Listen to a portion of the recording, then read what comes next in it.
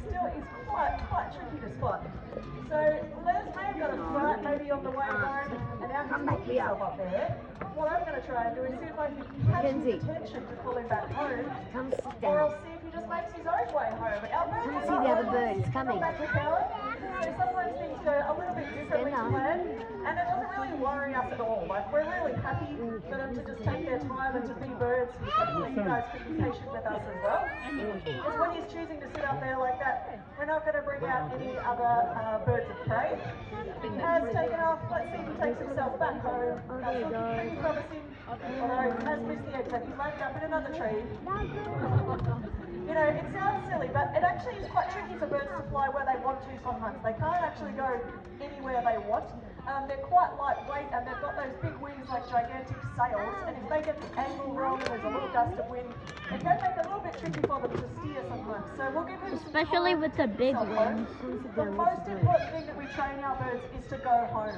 So we make sure that no matter what happens, no matter how long it takes, when he comes home, he gets a really wonderful reward, because we want that to be his safe space and something he's going to do again next time.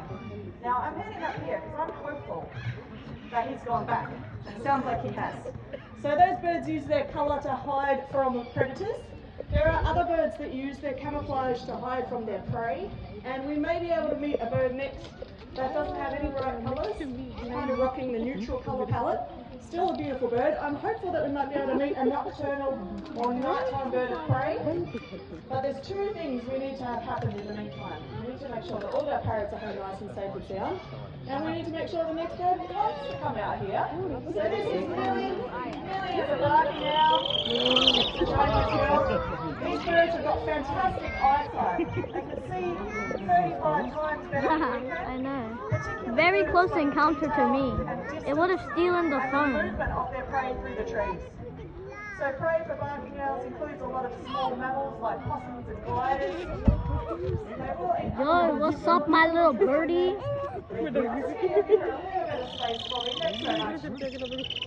Once they spot their prey, these birds are very skilled at weaving through the gaps in trees and vegetation, fly through and grab it. He's right above Millie me! has no trouble weaving through the people here today. Now, barking owls make a number of different vocalizations. So you can hear a little chirpy noise that she's making out here. This is actually a pretty happy noise from her. She's getting little pieces of her favourite food as she flies. So this is really just Millie saying, I'm excited about flying around and getting little pieces of food. They do also have a call that sounds like a little dog barking. An all-you-can-eat buffet in someone's hands. And they have a third vocalization as well. If their nest is under threat from predators, they don't chirp or bark, but they are able to scream. And that scream sounds very similar to a high-pitched human scream. It has terrified a few campers before in the dead of night, and it's even been responsible for a couple of phone calls to the police as well, only for them to discover a barking owl when they get there. As well as great eyesight, they've also got fantastic hearing. One ear is set a little bit higher up on their head than the other one, so that helps them to triangulate their prey and locate it even if it's completely pitch dark. And if they're not vocalising, you won't be able to hear them flying at all. Their feathers are specialised and frayed at the edges, and so that allows them to sneak up on their prey because they can't hear the sound of their wings beating. They can turn their heads 3/4 of the way around in either direction. They've got extra bones in their neck to do that, and they don't actually move those gigantic eyeballs. They just move their whole head instead. Now these birds are a little bit more common further north in Australia. They are a threatened species in Victoria, and she has been exceptionally brave out here today. Now she's decided to take herself over there. I spoke too soon. So Millie is a bird who tells us where she's comfortable, and sometimes she decides that comfortable is sitting on the railing. We're going to make it really, really easy for her. The shortest flight ever in the world. I think she did a great job out here today, everybody. Millie, the barking owl. Yo, Millie! Good job today, Millie. Now, barking owls are one of our top nocturnal predators in Australia. I'm hoping very shortly we'll get a chance to have a look at another one of our daytime hunters, another one of our diurnal raptors, possibly our best raptors of all here in Australia. But before we do that, we actually want to take a little bit of extra time out of the show to slow down a little bit, to stop and just say thank you. I want to say thank you to everyone coming along today and visiting us here at Healesville Sanctuary and being part of the Zoo Victoria family. Even if it's just for one day, by being here today, you're supporting the really important work we're doing in Hear that conservation. noise? Oh. It's the bird. Out there, things like Tasmanian devils, leadbeater's possums, and two of the world's most Bird. endangered birds, the orange-bellied parrot and also the helmeted honeyeater. Now, we honestly I just saw a bird flying right Yo, there. Man, look over there. Look up ahead. There's a bird. Victorian members, and Cockatoos. Look, all the birds are coming. really big. Thank you so much. It's all the birds. We are working with 27 different species of wildlife out there now, trying to prevent them from going extinct out there in the wild. Animals ranging from the Lord Howe Island stinky insect, one of our invertebrates, right up to those Tasmanian devils, and a whole bunch of things in between. Small mammals, birds, reptiles, amphibians, all sorts of things. Just by being here today, you are now all a part of helping those 27 different species. So thank you so much for your support. As I No said, we problem. really do appreciate it. Thank you.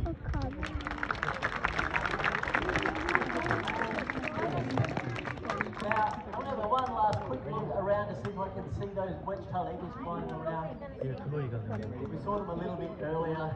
We always try and make sure that they're not in sight. Particularly for this next bird we're going to have a look at. It is our largest rabbit in Australia. You're probably guessing who I'm going to The talk eagle. about. They have a wingspan of 2.5 metres. Nice long diameter Eagle. wedge-shaped tail. Where they get their name from. I'm hoping we're going to get a close look at those wedge-tailed eagle. Bald eagle. Going Yo! to make her way out. Here she is. This is Magra. You can see she's a big bird. She's also a very dark-coloured bird. That's just Magra here. Why does she look like a dinosaur? Wedge-tailed eagles get darker and darker as they get older and older. Now, Magra is 27 years old.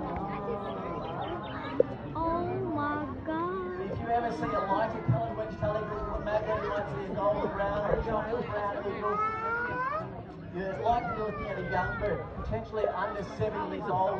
Once they get to 7, they start maturing and they get a little bit darker each year. So they roll their old feathers out, Oh, that was close. go back, Yo, you just a nearly, little bit darker. you nearly gave me a haircut. Well, thank you anyways. Yeah, you'll see why in a second. Let him fly. Just let him fly. Now, I mentioned a little bit earlier that you won't press the button. It's very dangerous. You can fly up. It's when you take it to the next level. They have an amazing ability to cover very large distances without using much energy at all. They use that 2.5 metre wingspan just to find any rising currents of air. All they do is fly out to where that current is and let that air push them up. Quite often when you see them out there in the wild, what they're doing is just circling, and it looks like they're circling in the one spot. But if you watch them closely enough, you might notice that they're actually gaining height. Each circle they'll be a little bit higher than the last, until they reach the top of that rising current. Then all they need to do is just drift off it. They drift along until they hit another rising current, which will push them up again. They get to the top of that one, they drift off that one. They can literally continue to do that for hours on end and not have to flap their wings once. Incredibly energy efficient. Also, while they're up nice and high, they can start their hunting process. These birds have got amazing eyesight. They can see a moving rabbit from well over 1 kilometre away. So they can be up nice and high and scan a massive area of land with rabbits, bandicoots, pretty much anything they can overpower, as I said before. Other birds occasionally, reptiles. They're actually capable of hunting mammals up to the size of an adult wallaby all by themselves. Incredibly powerful hunters for their size. An adult They have wallaby is massive feet kind of to big. cope with that really large prey. Now they are really big birds. We saw the other two a little bit earlier. Really big birds, but if they're up really high, it can be difficult to pick the size of a wedge-tailed eagle. So one of the best ways to help you identify a wedge-tailed eagle, if you think you've seen one, is to look at its tail shape. If they're up nice and high, you should still be able to see that long diamond. Yo, it's actually showing us its really tail. easy way to help you identify a wedge-tailed eagle if you think you've seen one. And hopefully we'll get a chance to have a look at that tail shape very shortly. I'm going to ask Magra up onto this branch up here. When she lands, she'll fan that tail out. You'll see that shape of the tail that I'm talking about. Really obvious. Whoa, thank you. How about a big round of applause for Magra? Nice. Thank you. Now, you can keep your eyes open for those wedge-tailed eagles as you're walking down that wild pair we're seeing pretty much every day, right throughout the daytime. Sometimes they come down much closer than what you saw them a little bit earlier. Well worth your while stopping and watching them. They put on a fantastic show. Well worth your while, as I said, stopping, just watching them for 2 or 3 minutes. But hopefully today you enjoyed meeting Magra, our beautiful wedge-tailed eagle. We also hope you enjoy meeting the rest of the students in the Sky team. Thanks so much for joining us today. Enjoy the rest of your afternoon. Thank you. Thank you.